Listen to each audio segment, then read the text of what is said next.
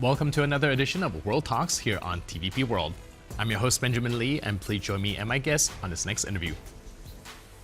After months of diplomatic efforts and a new push for a peace at a summit in Florida, Presidents Zelenskyy and Trump have discussed a 20-point plan aimed at ending Russia's war in Ukraine. While progress has been made on key elements like security guarantees, major disagreements persist over the conflict's core issues. Joining us today on TVP World to interpret what this means for Ukraine, Europe, and global diplomacy is Ivan Horodyskyy, Senior Fellow at the Atlantic Council. Hello and welcome to TVP World. Hello. So, of course, a lot of the spotlight is being focused on the Ukraine and Trump talks right now. But here we would also like to focus a little bit on the European perspective, especially that of Poland. Before we dive into it, we have a statement made by the defense minister. Let's take a look, and I'm hoping to get your reaction from it. The message is far more optimistic than after the last meeting at Mar-a-Lago and the first meeting at the White House, when the atmosphere between President Zelenskyy and Trump was very difficult. It is also good that there was a conversation of European leaders in which Prime Minister Tusk took part, and that after the meeting President Nawrocki was also involved. This shows cooperation between the two branches of the Polish government. It is important that Poland speaks with one voice. Poland has clearly defined its principles. We are not sending our troops to Ukraine, nor do we plan to. However, we are carrying out support operations on our own territory. Without Poland, there is no aid for Ukraine today. 90% of assistance passes through our territory, and without our involvement, no support mission in Ukraine could secure the logistical and infrastructure backbone. The immediate thing we notice after the Trump-Zelenskyy meeting is the optimistic language, but also in the backdrop of uncertainty when it comes to the actual logistics. Can you help us understand, for example, what Poland is planning, how Poland is planning to react to the results of the discussions? As from Ukrainian perspective, Poland's wish and Poland's intention is to be involved in any peace negotiations, peace process concerning Russian aggression against Ukraine. It's naturally because any decision of this conflict, of this aggression, will influence somehow the security of Poland.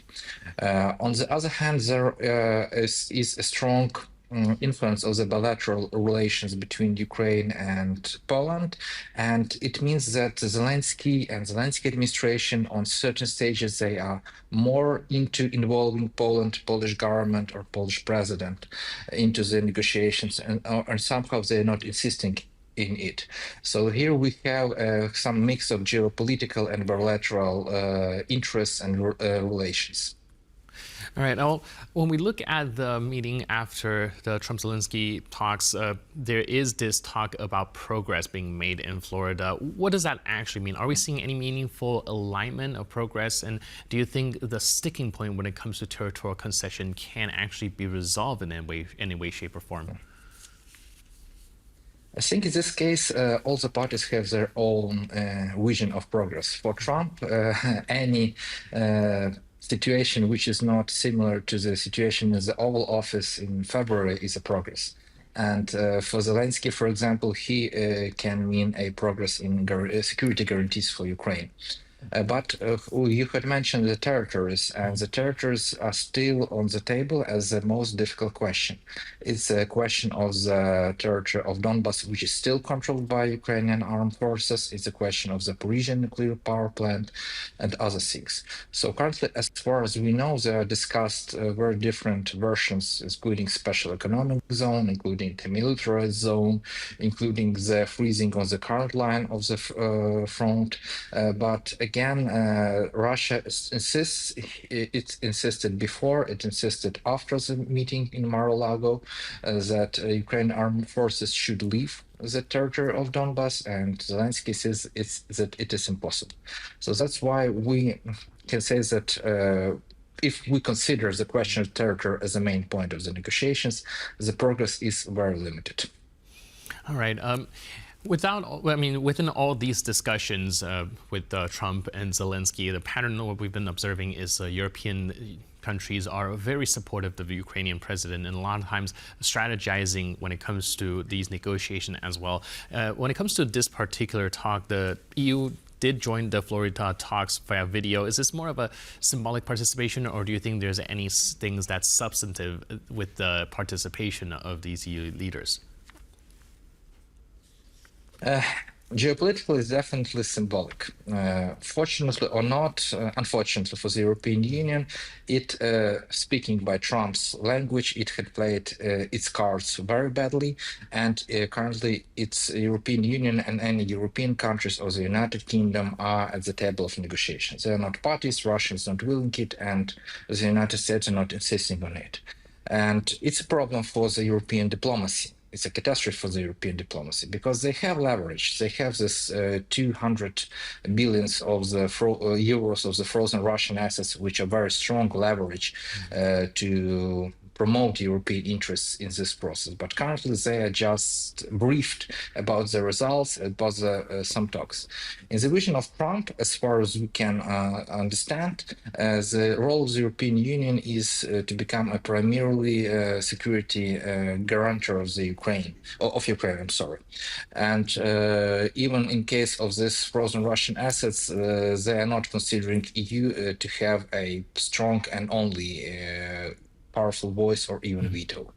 Right, that's actually something that I want to touch on. Do you think that Europe have been fumbling in this round of talk mostly due to the lack of political will or the lack of cohesive messaging? I think that both these reasons are the reasons of the situation which currently the European Union is in this situation. And the problem is that even if you take in the situation with the frozen Russian assets, the debates are going for more than half a year. It's too long for such a decision. And of course, the Moscow, Putin and Trump, they understand that Europe is about discussing at this stage of the development of its external policy. It's not about the decision making.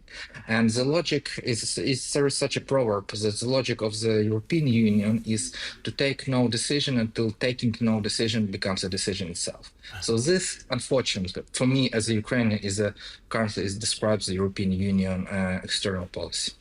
Right. There's something also I find quite paradoxical because, of course, Trump wants Europe to take up more burden when it comes to helping Ukraine and defending Ukraine. But at the same time, it does seem like Europe is losing a little bit of its voice when it comes to these sort of discussions. How is the Washington administration expecting Europe to contribute more while giving them less options to do so? You see, from Ukraine perspective, it's not only mine, by other Ukrainian experts. Trump considers the situation of European Union supports Ukraine as only as a part of the global picture. So for Trump, it's a European flank of the geopolitical game with China, with Russia, etc. So it's not about only the securing of Ukraine future. It's about the securing of the European flank in future confrontation with China. To prevent Russia from any actions which can help China to take some actions against Taiwan, etc. If we're looking at the situation from this point, the situation becomes much clearer. Trump is talking not just about take Ukraine as your private European issue. He's talking that this is your role in current geopolitical strategy, not only from the point of view of Brussels, but point of view of Washington and West world. Right, so it does seem like Washington is taking this discussion, leading the direction where it's going. Do you think the European countries still have any role to play behind the scenes in terms of influencing some of the terms, or are they at this point mostly reacting to U.S. moves? As for now, they can only react, and the main reason is because there is no unanimous voice and no strong position and no real decision making. Before that appears, these factors are decided, the role of the European Union won't be considered as some strong. And for Trump, for example, Orban's and Hungary's position in certain cases means more than the voice of Germany or voice of France or the European Union as an organization in general. and it's very unfortunate for the European Union as the general idea of the EU. Right, we'll have to see how this develops. But in the meantime, thank you so much for your input and insight in helping us break all of this down. Really appreciate it. And thanks again for being with us on World Talks. Thank you. Cheers. And thank you for tuning into this edition of World Talks. But for more news, update, and commentary, please stay tuned to TVP World.